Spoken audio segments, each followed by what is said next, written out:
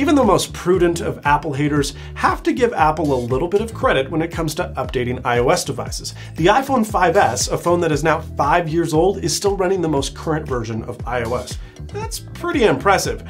Their Mac lineup, however, doesn't get quite as much grace. This is a 2009 white MacBook. It's a killer little computer, but the most current version of macOS that's supported is macOS High Sierra, which was released in 2015. This, by all intents and purposes, is still a very capable little machine. YouTube, web browsing, word processing, not a problem. Handles it in strides. The problem is that running a computer with an older operating system that doesn't have the latest security patches is not quite as much fun. But what if I told you you could make this old computer as new and as feature-packed as a brand new one? Well, you can. But before we get started, this video is sponsored by Privacy.com. Create virtual bank cards and set restrictions on your own terms. Sign up today with the link below. So how's this all possible, you ask? Well, it's all done with a very cool free utility called macOS Mojave Patcher from a guy named Colin, DOSDude1. It's a very easy download and brings computers as old as 2007 into the modern macOS Mojave era. That's as old as the original iPhone. Pretty impressive. First, you're going to want to check to see that your machine is fully compatible. There are some specific models that have a couple of issues, graphics driver issues, networking, etc., but the majority of them work very, very well. So just make sure you do that before you download the patcher, but once you've ensured that, you open up the patcher, you can download macOS Mojave either on an officially supported Mac, or even easier, directly from the patcher itself. This was super handy. Just do it on the machine you want to upgrade.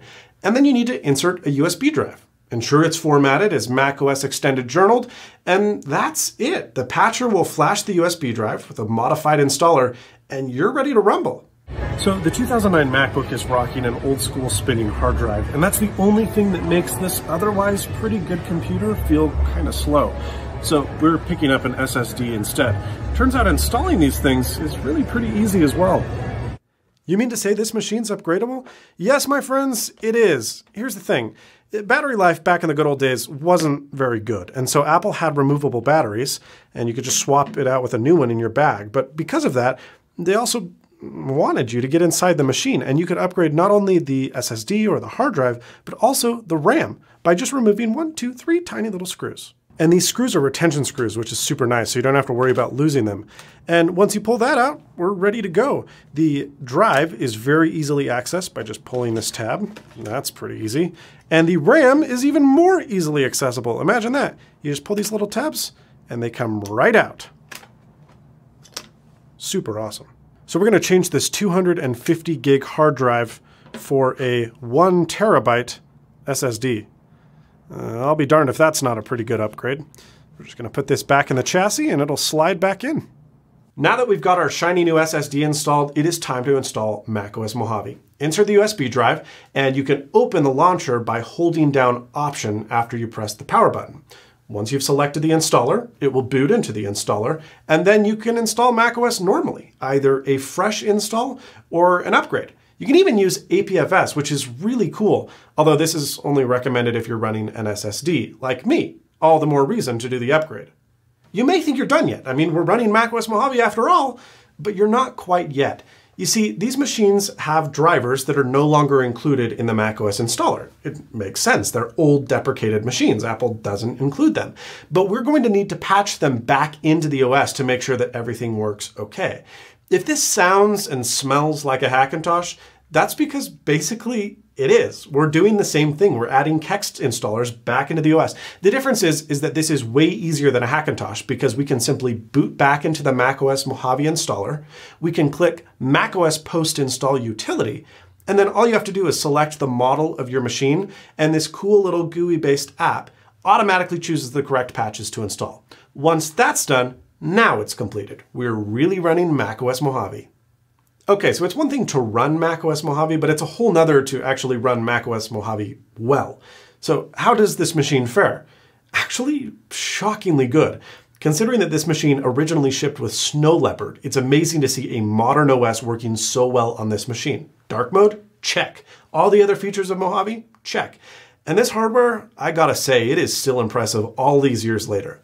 The keyboard is best in class. It is incredible. It is so much better, in my opinion, than the existing MacBook keyboards on the market that it is truly flabbergasting. The trackpad. This is a 10-year-old computer and the trackpad is still buttery smooth. No, it doesn't have a force click trackpad. Yes, there's still a button on the bottom. Right clicks are a little bit strange, but this trackpad is better than I would argue many Windows computers that are still being sold on the market today. It's amazing how good this trackpad is. MagSafe is amazing, and I miss it so much on the new MacBooks. Now, I love USB-C, and charging over USB-C is awesome, but ¿por qué no los dos? I'd love both of them. I/O on this computer is incredible. Sure, the machine's a little bit meaty for a computer in 2019, and I do prefer the thinness of modern MacBooks, but can we just have something in the middle, where I still have USB-A and HDMI? It would be very much appreciated. Last, we have the swappable battery, and this has a really cool feature wherein when you close the laptop, it saves all of your current work to the hard drive, or to the SSD in this case.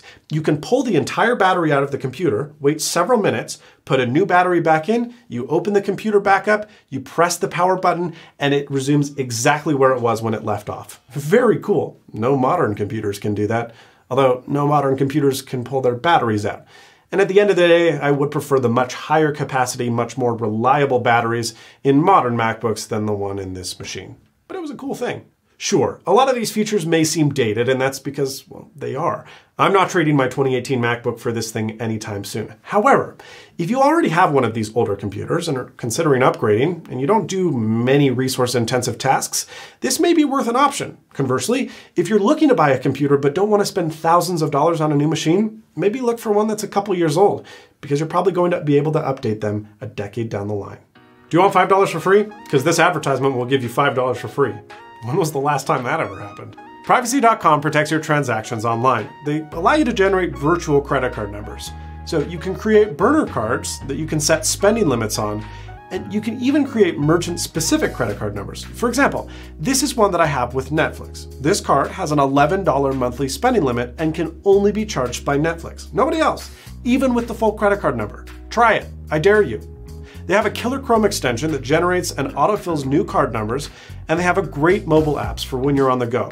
The best part, Privacy makes money from merchants, so it doesn't cost you a penny. Sign up today with my link below and get $5 towards your first secure purchase. Absolutely free. Well, folks, that's all from me. Thank you so much for watching. If you enjoyed this video, you know what to do. Give it a like. If you didn't, well, that YouTube rewind button seems to work okay too. Thank you so much for watching, and as always, stay snazzy. See you later, folks. Don't fight it, baby.